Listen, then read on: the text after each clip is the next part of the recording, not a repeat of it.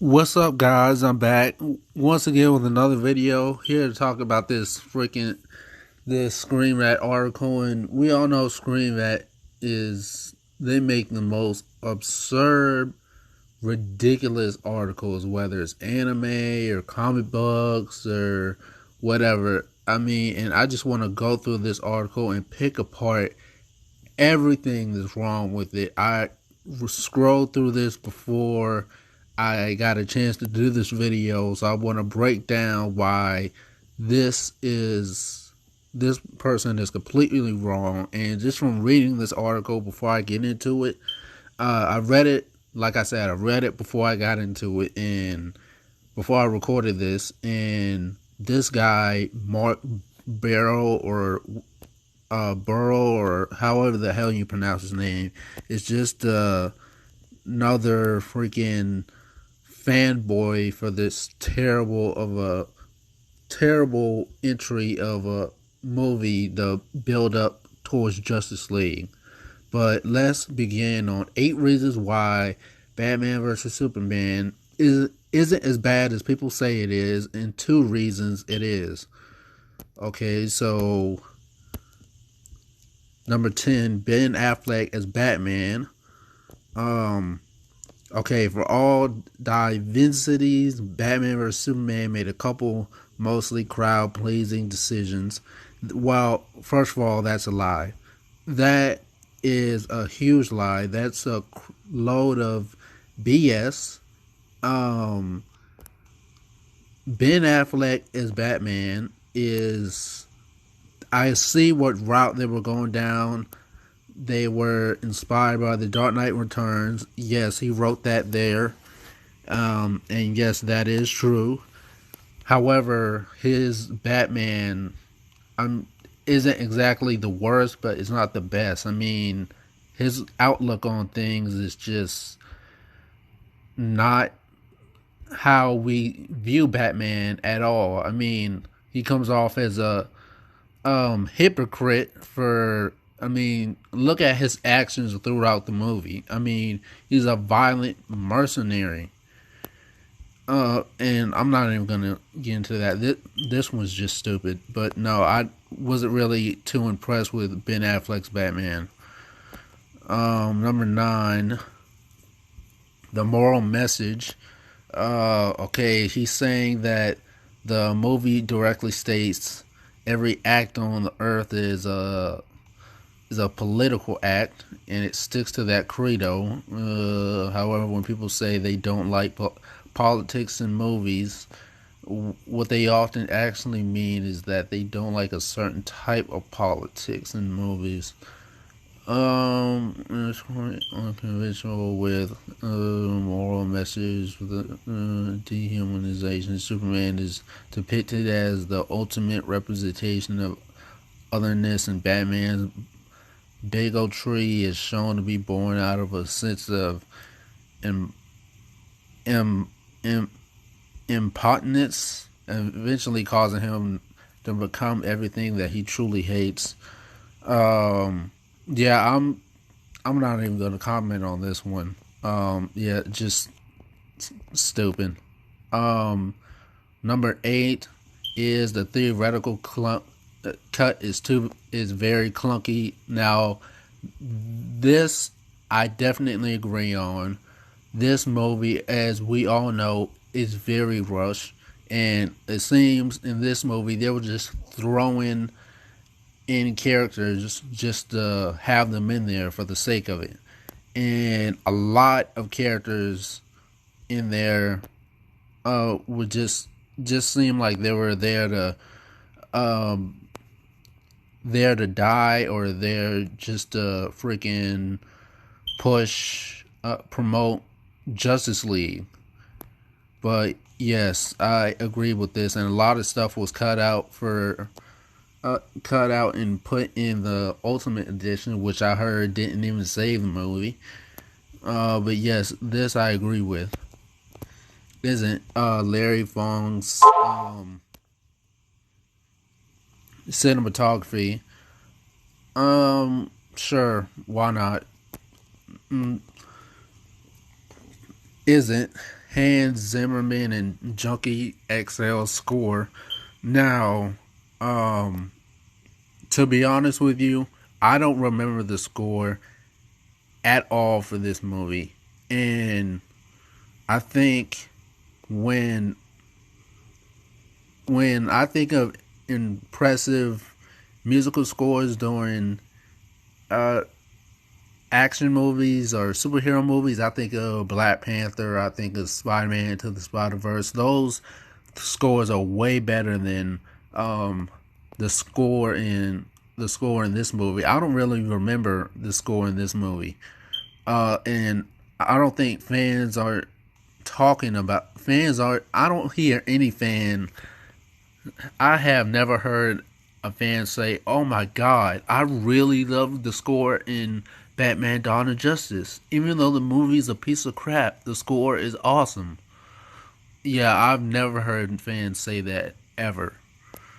Um, let's see. Next one isn't a mountain of details. Um, okay, he's basically saying the foreshadowing of foreshadowing and Easter eggs for like foreshadowing Superman's death and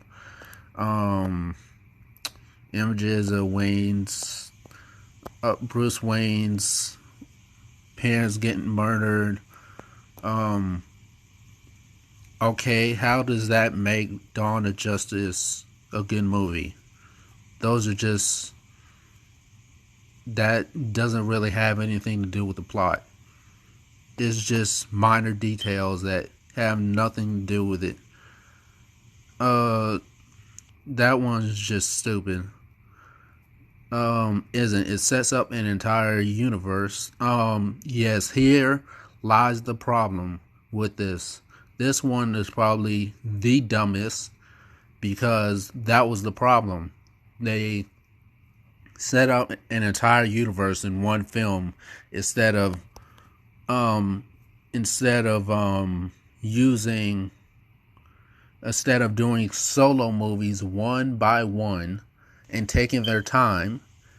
They rushed through an entire movie with security footage found on a flash drive by Bruce Wayne with all these superheroes on it, and it doesn't make any sense at all. At all. I still question it to this day. So yeah, I'm gonna disagree with this one. Let's see. 3.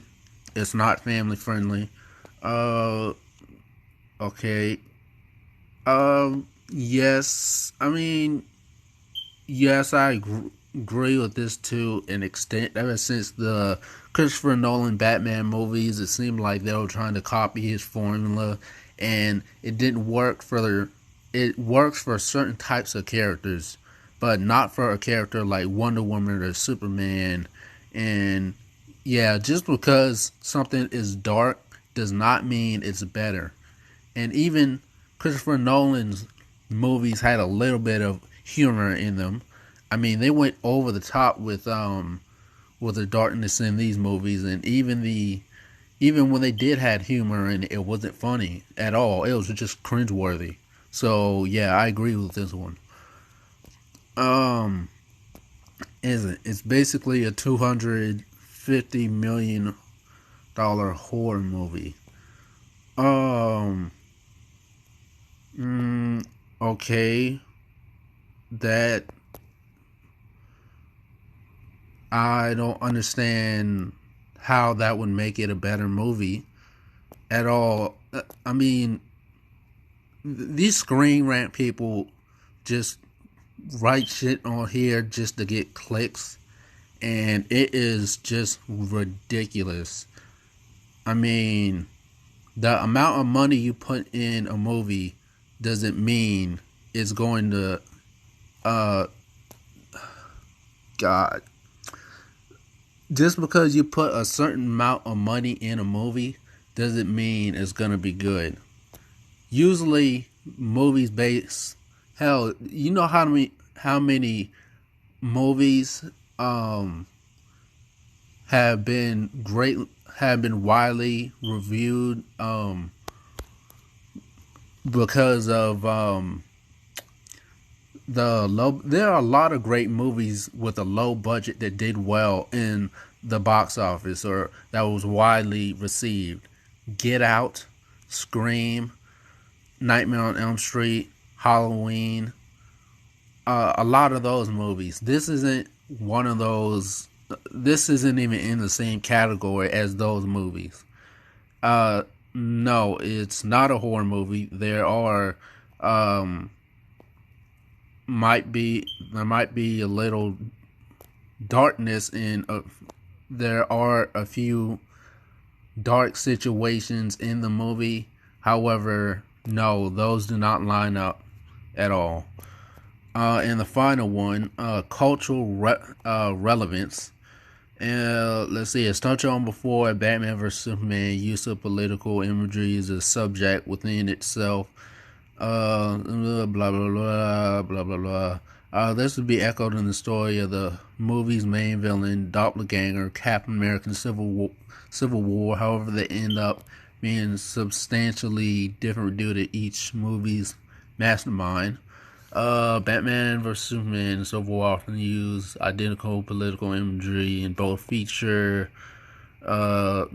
convoluted supervillain plots involving deception, but each ultimately paints very different pictures of the world that they're both born out of.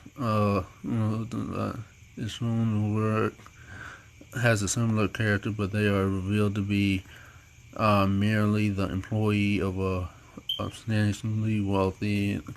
Okay. Okay. This one takes the cake. This guy is a freaking idiot.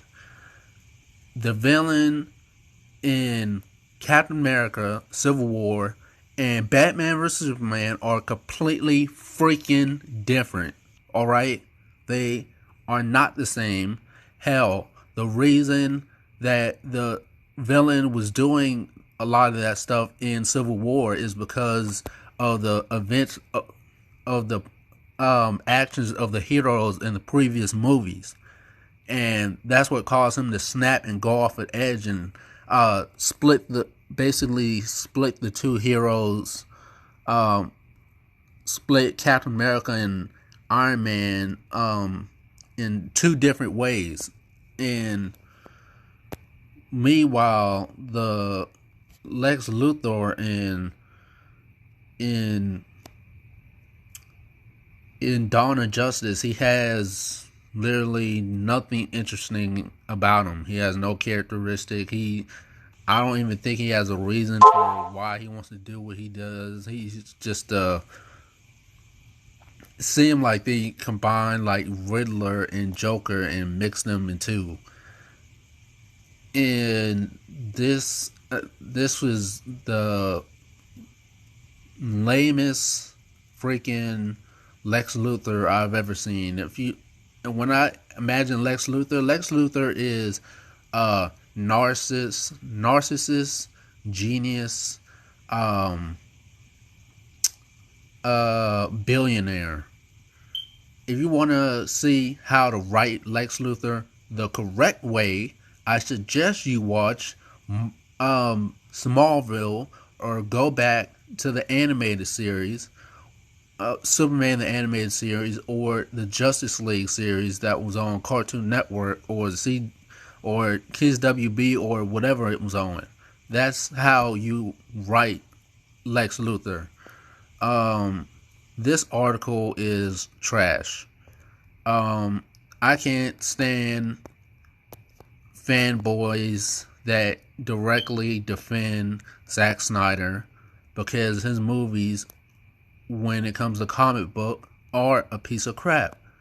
I mean, he has no idea how to write these characters. Just because you make something dark doesn't mean it's going to be better.